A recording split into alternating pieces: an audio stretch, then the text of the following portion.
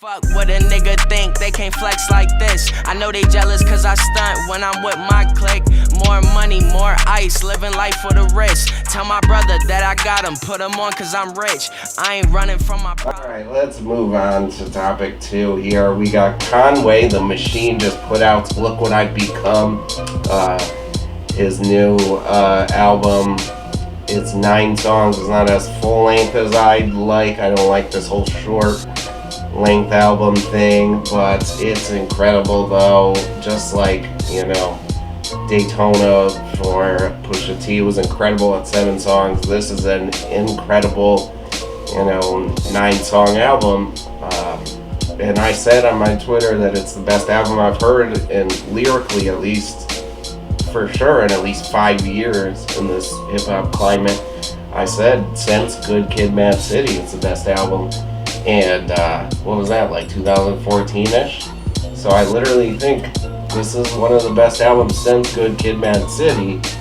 And it's weird just because I think Griselda Records is the new TDE. I remember when Kendrick Lamar came out and he had J-Rock and Schoolboy Q and they hit the scene so hard. TDE was a new big thing. They were blowing up, they were lyrical, they were true to the streets rappers, you know, they were making that real street music but lyrical, not doing that same trap rap, you know, mumble rap thing.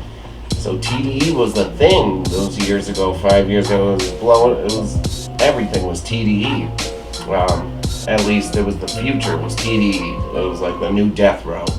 And then I guess, you know, Treyway kind of took that, but now it's Griselda Records. Griselda Records is the new TDE, the new Death Row. Like, this is the new rising label. Quality Control, I know, was way before this, but in terms of labels, it was TDE. Griselda, I feel like, is a new rising up. Benny the Butcher, Conway, The Machine, West Side Gun. I mean, these guys are blowing up everywhere. If you haven't heard of them, then you probably shouldn't be watching this video because you're not a true hip-hop fan. They're everywhere. I mean, they're from Buffalo, and that's gotten some flack from people, and an unlikely source. One of my pleasures, I watch the Skip and Shannon, you know, debate show every morning. I'm blanking on, what is it, Undisputed, and you know, I love Skip, he's hilarious. Shannon Sharpe, I haven't always liked. He dick rides LeBron too much. Not a big Shannon Sharpe fan. You know, the smoking the Black and Mild that was bent and drinking the Hennessy. I feel like is that called coonery? It's like, I feel like he's a white guy making fun of black people, but he's black. And Shannon Sharpe sometimes makes weird decisions that doesn't make sense to me and just looks stupid, and I don't know if Shannon Sharpe's out of touch or what he is. He claims to be a real, like, black brother, but sometimes I don't know. I feel like I'm a little more in tune than even him, because how can he say no good rappers came out of Buffalo, literally in the middle of the biggest Buffalo, New York rise of rappers ever. Like, Griselda Records is arguably on top of the game right now.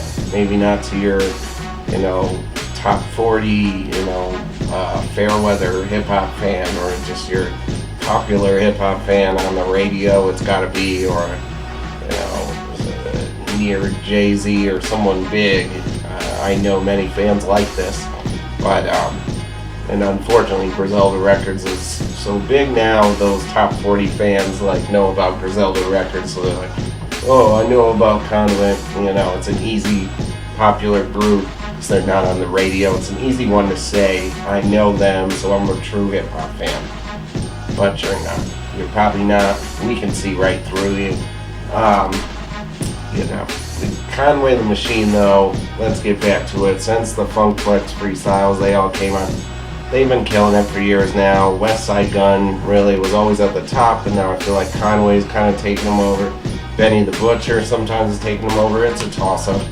But Buffalo's never been so represented in hip-hop. Shannon Sharpe said there's no rappers that come out of Buffalo. They were talking about the Buffalo Bills and all that. They said no rappers ever come out of Buffalo. This sparked an internet beef. Conway response, someone showed Conway, he tweeted back. Shannon Sharpe said, Conway said he's out of touch. Shannon Sharpe said, I may be out of touch, but I didn't know. I shouldn't have to Google you guys, he said. And then West Side Gun came in and said it was playing around, and then he went in on him, said he only watches the show because of Skip, and you're over the hill, played out, you don't pay attention to anything, you're out of touch, or this or that. They even photoshopped a picture of his bent black and mild on his show. They went in on him real hard, and they should have, because he is out of touch, and Shannon Sharpe claims to be this speaker or leader of the black community, and I don't think they claim him like that. Maybe some do, but he does seem a little out of touch, and just, I don't know. Shannon Sharpe just doesn't seem quite all there. He's erratic. He's a good guy. I love his personality on the show. He's a great personality on TV and stuff, but just, he should have never commented like this, and it's an honest mistake. He didn't know, because frankly, before Griselda Records, who was rapping in Buffalo? I know you guys are going to correct me and tell me someone who was, because I can't think of them off the top of my head, but no one was rapping in Buffalo. I'll give Shannon Sharpe the benefit of the doubt. And maybe he just hadn't listened to Griselda Records yet, because like I said, they're blowing up, but not quite there yet. And they're on their way, though. They're almost there. And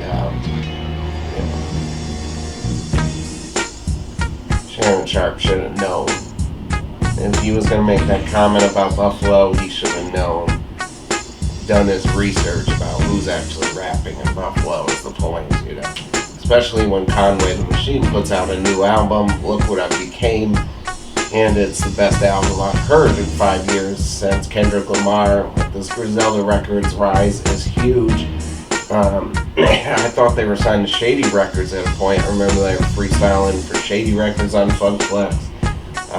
Apparently that stopped and everything. I know they're close because they're managed by him or something, because Eminem was featured on the Conway song, which I didn't get into, but one time I have it filmed, this whole diatribe about wanting Eminem to retire because he's just hurting his legacy. The more he raps, it just hurts and hurts. It's like Brett Favre not retiring soon enough. People retire early. Like if Nicki Minaj retires, that's early, that's kind of in her prime. Barry Sanders did that. Andrew Luck just did that, and I'm just talking in sports, but the first time Jordan did that, he retired early, but Eminem just won't retire. Similar to Jay-Z, he's making bad their albums I don't like as much late. 444 was alright, but sometimes guys just hold on too long and don't retire, and it just hurts their legacy more and more as they make more and more shitty music. And Eminem's a great example of this. He's a legend. He's one of my favorite rappers of all time. The Slim Shady LP, Marshall Mathers are like 5-star classics, hands down. You can't even debate it. Eminem show might even be close. I have Eminem Slim Shady LP tattooed here. I love Eminem, but I just need him to retire. He has proven everything he needs to prove. He messed it up with that album was terrible before Kamikaze. I don't even remember the name because I don't choose to. That album was terrible, and he came in with Kamikaze. That's great. You put the nail in the coffin. Should have retired then. Now I feel like on the Conway song Bang, where he's featured, he always has to bring up his resume about how good, we know how good you are. You're a legend. You're top 5. A lot of people say you're number 1 ever, dead or alive, number 1, which I don't think you're not over Biggie. I don't think you're quite that close, but you'd be in my top 5 dead or alive, that's for sure. But you wouldn't sniff probably the top 3. You'd probably be 5 there. So I'm not gonna break it down, but Eminem, he's a legend. He's an icon or whatever. All of those words, all those great words to describe him. He's all of them, but it just stopped now because you're hurting your legacy on the Conway Bang verse. You just had to bring it up how you killed Cannabis, which you didn't even kill Cannabis. Cannabis's diss was arguably pretty damn good. Might have even roasted you a little bit. You just had fame and fans and popularity, and that always wins. And the Drake and Meek Mill beat. Meek Mill's diss was pretty good. It wasn't great, but it wasn't as bad as people thought. Drake just had fans and popularity on his side to overpower that, and that's what happens a lot. Unless you're about equal, like the 50 Cent Kanye beef or something, unless you're equal, no one loses. It's just a fair fight. But if someone has a huge amount of fans and someone doesn't, obviously the fan, artist is gonna win. If it's close, or if his are even slightly better, it's gonna be magnified to 100 times better. They have the fans, they have the popularity. You're never gonna beat them. David versus Goliath was a cool Bible story. It doesn't happen too many times in real life nowadays. So I'm just saying that, Eminem, I guess, beat Cannabis. He probably did. He's a good battle rapper. Look who he beat, Ja Rule. He's not a battle rapper, a diss rapper. He put out a pretty damn good one. I'm blanking on the damn name of it right now. Hail Mary, or God, it's on the tip of my tongue. Whatever, the verse where he says, "M.U. claimed your mother's a crackhead and Kim is a known slut. What's Haley gonna be when she grows up?" That's a hard line right there. That's a cold line. You drop the beat on it too. I thought that was one of the coldest lines you're gonna hear. And a lot, you gotta admit, I know Eminem fans will die with him. That's where the word "stand" came from, but that was a cold line. I think he got him with that line for a little bit. So Ja Rule put up a fight. He's not a battle rapper. Eminem battled him. Who did he battle? Mariah Carey and Nick Cannon. What did he battle? All the Backstreet Boys, Britney Spears, all these, pop things. Who else? Benzino. Not even people, he's the Source owner. People didn't even think he rapped. Or at least I didn't. I guess he did. He's kind of like a legend rapper with some group. I don't know. But not of the skill caliber of Eminem. I think we can all agree on that. So he battles Benzino. He battles, that's it. What? Ja Rule, Benzino. Cannabis was his one lyrical combatant, and I don't think that's quite as lopsided as everyone. Anyone he's really come out that's lyrical, just trying to think of it, and he doesn't battle that many, so it's just fall back a little bit here on we get that you're a legend. You don't need to keep claiming your resume. It's like me saying, if I ever get popular, remember how many videos I put out or what I did. Just thought we get it.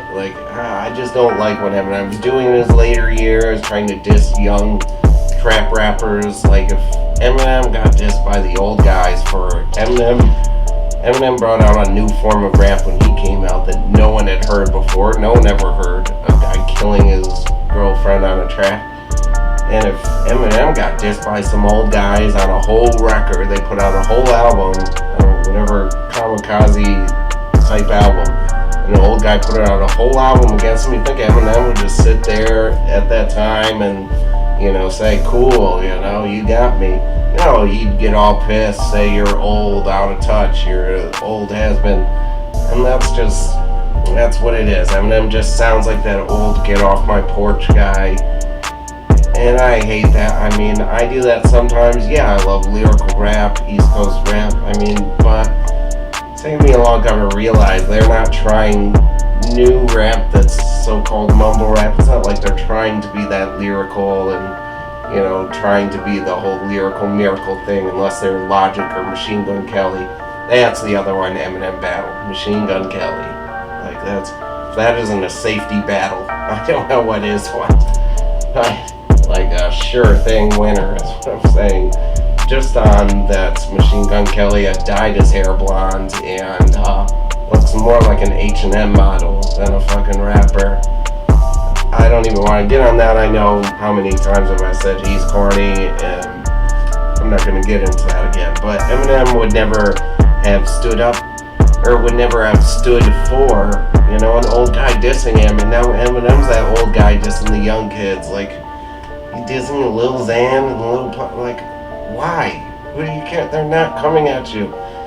I just don't like any of the moves Eminem's making. I hated the album.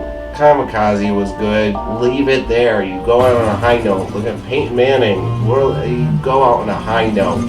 You should have left after Kamikaze, but now he's putting out these whack verses saying, you know I'm the best, right? I beat Cannabis years. We get it. We got it. Bro, you're a great rapper. You beat everyone. You win, bro. You got it. Like, just stop. Stop ruining a perfectly good Conway song. Like, I literally cringe when I listen to Eminem verses now. And I don't want to do that. He's one of my favorite rappers ever, so it hurts me that I have to say these things like, please beg him to retire. I want to start a petition, please retire Eminem. It hurts me that I have to do that. You know, beg one of my favorite rappers to retire, but I have to. I have to. I don't want to see his legacy hurt as bad as he's already doing it. You know, some people are selfish, want him to rap forever, just will take little shitty raps. No, I want his legacy to be crisp and pristine, and he's slowly ruining that. But anyways, back to Griselda Records.